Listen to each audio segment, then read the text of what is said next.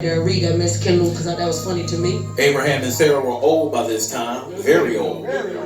Sarah was far past the age for having babies. She laughed within herself. She sure did. An old woman like me get pregnant with this old. Get pregnant? What? Get pregnant with this old husband? This who? This old man of a husband? Yeah, Lord. Go to the last slide.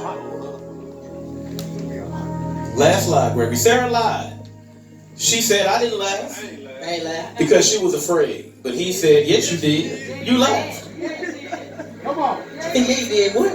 You laughed. Look at somebody and say, stop slipping on God. Stop slipping on God. Look at one more person and say, stop slipping. Stop slipping on God. One more person. Say, stop slipping. Stop slipping on God. It's not even in my part at the beginning, but did y'all see the text? It's going to be further down, but it says she laughed. Because she lied. Tell somebody you need to stop lying. You need to stop lying. Prophetic gift. Recently on the last episode of Power, as my mother has worked my nerves in trying to figure out who killed this man called Ghost. Recently on the last episode of Power, the most well-known TV show that has been on the air, there was a man by the name of Ghost who had to decide whether or not he wanted to stay in the game floor or whether he wanted to get out. Ghost had so many different things in his life that was going on. We never realize or never know really who Ghost really is. Because it does not say in all the episodes that we have looked at where Ghost came from, what his situation was, what was his background, how he became a survivor. But in this episode, Minister Kendall, because I know you watched it earlier, in this episode, there was one part, baby, to this episode where Ghost walks into a building where his uncle was there. His uncle played a trick on him and decided to say to him, I don't know who you are. But then gave him comfort to let him know I would never forget you. His uncle goes, Mama, and starts to have a conversation with him and say, I tried to tell your father not to go to the police because that drug dealers were going to kill him. Chloe, to surprise if you could look at Ghost's face, he was the drug dealer and the man that there were other people like him that killed his father. And he had to look Chloe in the mirror of the person that he once was to the person he wanted to become. While going through these scenes, there were people in his life, Minister Kendall, that did not want to allow Ghost to be great. Minister Kendall, there was Tommy who said to him, I can't let you go. We've been brothers for too long. Chloe, theirs was Tasha. And if you saw the scene where Ghost said, I have to release you and let you be who you are. I release you of this marriage. Tasha's face looked confused because all along, Minister Kendall, she was trying to get rid of Ghost. But finally, when he let her go, she didn't want him to really say what he meant.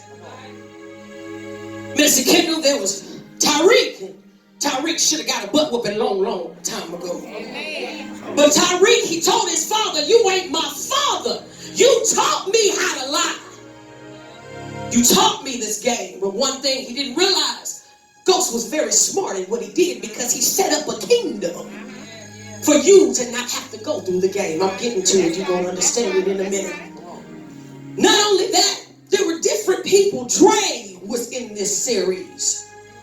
And Dre, he said to him, I'm not going to meet you because you're going to set me up. He said, you have to meet me because you need what I got. And I've always had to bail you out. Say some other words in between there too. But what I want to bring to your attention is, Ghost had all these people around him, baby. But we never got to the root of the problem, why Ghost was really who he was. I came to ask the question today with many of you. You come to church and you go through life and you go through situations and you go through trials and tribulations.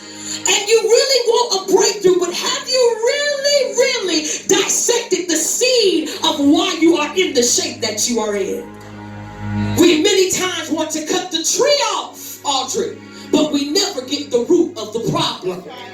So you want to know why your life is jacked up? Because there are some roots and there are some people that are connected to you that don't want you to see them, to see you get out of the situation that you are in. So what they do is, as soon as you try to start a new life, they'll bring up the old roots in you, and you will be caught up as the same tree you was before. But look at somebody in here, and you've got to understand this is a prophetic moment, and it killed me digging in like Floyd. You've got to do what this man named Ghost did. Ghost is the only one that had a nickname out of the whole crew. You cannot see a ghost in the morning. You can only see him at night. And Ghost in the morning had to become James St. Patrick, but behind the scenes, he was Ghost. But when he wanted to become James St. Patrick, what did he do, Floyd? He had to go to every root and tell them, I gotta cut off from. Oh, see, y'all playing in here. I'm speaking good in here. You want to be who God called you to be. It's time for you to cut off some roots. And it might hurt you. He had to let his wife go. He had to let his son go. His daughter died. But sometimes, if you want what God has for you, you gotta cut it off. Gotta go to the text and we're gonna get up out of here. In the text, Abraham and Sarah, Minister Kendall, they were mighty old. Mighty old. See, what had happened was, Chloe, Abraham had been praying to God about some things. But God seemed as though he wasn't listening. I came to ask you, how many of you have been praying about some things, but it seems as though God is not listening to your prayer? God, you hear me praying.